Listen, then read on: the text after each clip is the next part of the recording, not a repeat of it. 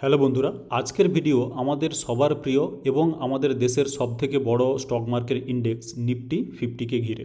আমরা এখানে রোজই কিন্তু কিছু না কিছু ইন্ডেক্স ট্র্যাক করি, তবে কোনো একটা দেশের ইকোনমি বা অর্থনীতি কতটা শক্ত সেটা কিন্তু সেই দেশের সবথেকে বড় ইন্ডেক্স দিয়েই বিচার করা হয়, আর সেটাই কিন্তু হচ্ছে নিফটি 50।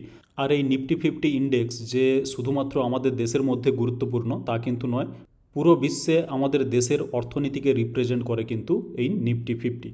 তো আজকে কেন এই নিফটি 50 নিয়ে কথা বলা সেটা হয়তো অনেকেই জানেন। তো নিফটি 50-তে আমরা জানি যে 50খানা স্টককে কনসিডার করা হয়। তো 50খানা আমাদের দেশের যে সবথেকে বড় বড় স্টক বা কোম্পানি তাদেরকে নিয়ে একটা বাস্কেটের মতো বানানো, আর সেটাই হচ্ছে আমাদের নিফটি 50। তো এই 50খানা যে স্টক নিফটি 50-র মধ্যে থাকে এগুলো কিন্তু সবসময় কনস্ট্যান্ট নয়, মানে আজ থেকে বহু বছর আগে যে নিফটি 50-তে যেসব স্টক ছিল সেগুলো কিন্তু এখন নেই, বা এখন যেগুলো আছে সেগুলো কিন্তু তখন ছিল না, এটা হতে পারে। তো মোটামুটিভাবে নিফটি 50-র যে স্টকগুলো, যে 50খানা স্টক, তাদের কিন্তু মধ্যে পরিবর্তন আনা হয়। তো এরকমই একটা পরিবর্তন নিয়েই আজকের ভিডিও।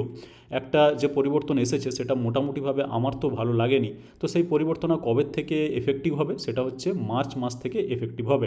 এখন আমরা যদি নিফটি 50-তে কারা আছে জানতে চাই, তাহলে কিন্তু সব থেকে সহজ হচ্ছে আপনি এনএসসি এর ওয়েবসাইটে আসবেন, সেখান থেকে কোথায় যাবেন, মার্কেট ডেটাতে যেতে পারেন।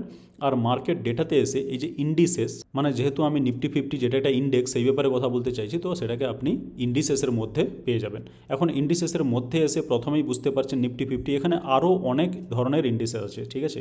তো প্রত্যেকটা ইন্ডেক্সকে নিয়ে আপনারা এখানে ক্লিক করে দেখতে পারেন যে ওই ইন্ডেক্সে ঠিক কোন কোন ধরনের স্টকগুলোকে রাখা হয়েছে। তো যাই হোক, আমাদের দেশের সবথেকে বড় নিফটি 50, এর মধ্যে কোন 50 স্টক আছে সেটা কিন্তু আপনি এক নজরে এখান থেকে দেখে নিতে পারবেন।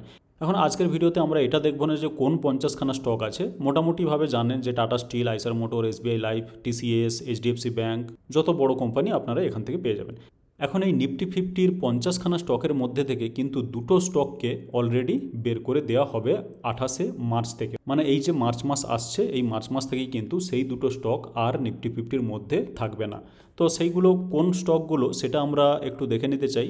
আর যেহেতু দুখানা স্টককে নিফটি 50 থেকে বের করে দেওয়া হচ্ছে, তাহলে সেই জায়গায়, মানে যেহেতু নিফটি 50-তে আমরা 50টা স্টককে মেনটেন করতে চাই, সেই দুটোর জায়গায় কিন্তু বাকি দুটোকে এন্ট্রি নিতে হবে।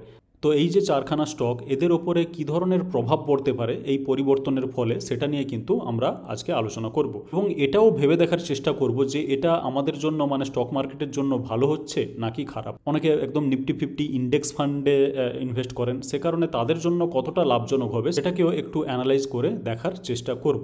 এখন একটা নিউজে যদি আপনাকে নিয়ে যেতে চাই, দেখতেই পারছেন এনএসসি ইন্ডেক্স রেজিক BPCL and Britannia to exit, Jio Financial, Zomato to enter Nifty 50 effective March 28। বুঝতেই পারছেন যে মার্চ 28 থেকে কিন্তু এই যে দুটো স্টক BPCL এবং আমাদের ফেভারিট ব্রিটানিয়া, এগুলো কিন্তু বেরিয়ে যাচ্ছে। আর কারা কারা ঢুকছে, জোম্যাটো, জিও ফাইন্যান্সিয়াল, এ দুটোর কোনোটাই কিন্তু আমার ফেভারিট নয়। যাই হোক, আমরা যদি এর কারণ, অনেকে হয়তো জানেন এর কারণ কি, তার কারণ হচ্ছে মার্কেট ক্যাপ, যেটা ফ্রি ফ্লোট মার্কেট ক্যাপিটালাইজেশন থাকে ওভার 6 মান্থস, এটাকে দেখা হয়েছে। কোন 6 মান্থস? এটা অ্যাকচুয়ালি অগাস্ট 1 থেকে জানুয়ারি 31, এই 6 মাসে কিন্তু দেখা হয়েছে যে জোম্যাটো এবং জিও ফাইন্যান্সিয়াল, এদের ফ্রি ফ্লোট মার্কেট ক্যাপ কিন্তু অনেকটাই বেশি ছিল।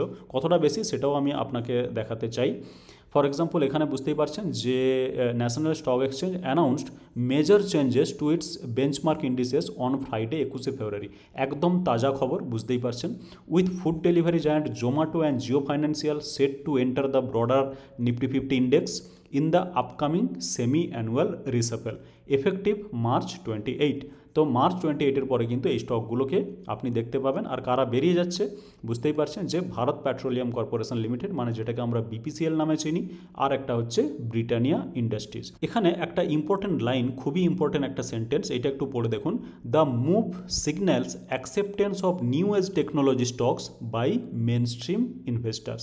বুঝতে পারছেন যে মেন স্ট্রিম ইনভেস্টার যেই হোক, এখানে কিন্তু নিউ এজ টেকনোলজি কোম্পানি যেগুলো, যেমন জোম্যাটো একটা new age company company Zomato, মানে ফুড ডেলিভারির কোনো ব্যাপারই ছিল না কিছু বছর আগে, সেখানে জোম্যাটো হয়তো এটা একটা নিউ এজ কোম্পানি বলে বলা চলে। আর জিও ফাইন্যান্সিয়াল সার্ভিসেস, এর তো এটা নিউ এজ কোম্পানি, সব কিছু আমি মেনে নিচ্ছি, কিন্তু এর তো কোনো এখনও পর্যন্ত বিজনেসই নেই, তা সত্ত্বেও কিন্তু এটাকে ঢোকানো হচ্ছে। সেখানে ভারত পেট্রোলিয়াম এবং ব্রিটানিয়া এগুলো একটু এফএমসিজি বা পুরনো অয়েল অ্যান্ড গ্যাস সেক্টরের স্টক, সেজন্য কিন্তু তাদেরকে বের করে দেওয়া হচ্ছে। তবে হ্যাঁ, হঠাৎ করে এভাবে কোনো স্টককে বের করে দেওয়া যায় না, যেহেতু ফ্রি ফ্লোট মার্কেট ক্যাপ বেশি ছিল, সে কারণেই কিন্তু জিও আর জোম্যাটো এখানে ঢুকতে পারছে।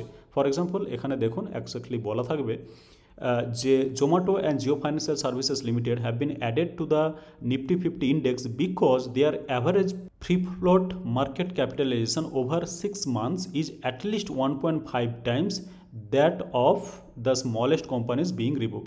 মানে কি, জোম্যাটো আর জিও এদের যে ফ্রি ফ্লোট মার্কেট ক্যাপ ছিল সেটা কত, সেটাও লেখা আছে।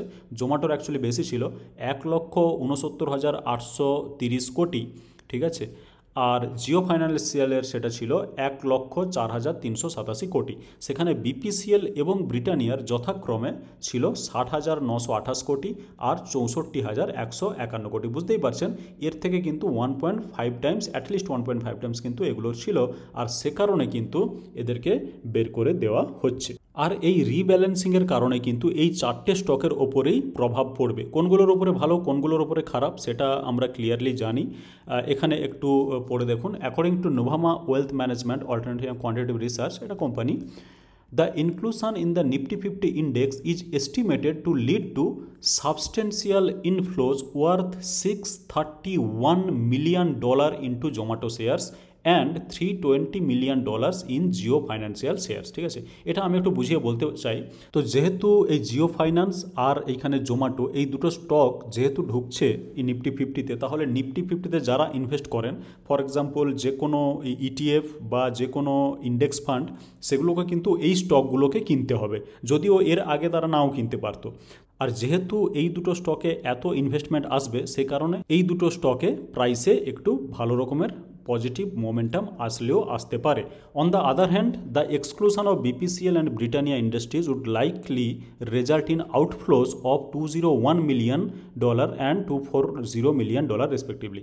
সুতরাং যেহেতু বিপিসিএল এবং ব্রিটানিয়া ইন্ডেক্স থেকে বেরিয়ে যাচ্ছে, সে কারণে যারা ইন্ডেক্স ফান্ড তারা কিন্তু বিক্রি করবে এই স্টকগুলো, সুতরাং এই স্টকের ওপর একটু নেগেটিভ প্রভাবও পড়তে পারে। এখন ব্যাপার হচ্ছে এই স্টকগুলো যে ঢুকছে নিফটি 50-তে, সেটা কতটা ভালো হচ্ছে। আমি যদি এই স্টকগুলোকে একটু অ্যানালাইজ করে নিতে চাই, ফর এক্সাম্পল জোম্যাটো ঢুকছে, এরপরে ঢুকছে জিও ফাইন্যান্সিয়াল, আর বেরোচ্ছে কারা, বেরোচ্ছে হচ্ছে বিপিসিএল, আর বেরোচ্ছে আমাদের ব্রিটানিয়া। ঠিক আছে, তো ব্রিটানিয়া, এখানে দেখুন ব্রিটানিয়ার স্টক পিটা কত, 53, আরওসি কত আছে 48.9, মানে সেটাকে আপনি 49 বলতে পারেন, আর আরওই হচ্ছে 57। মানে আরওসি এবং আরওই এগুলো একদম আউট অফ ক্লাস, মানে দারুণ ক্লাসের। আর বাকি হচ্ছে স্টক পি 53, এগুলো মোটামুটি একটু বেশি পিতেই ট্রেড করে। আপনি হিন্দুস্তান ইউনিলিভার দেখে নিন, আপনি নেসলে দেখে নিন, এগুলো কিন্তু একটু বেশি পিতেই ট্রেড করে।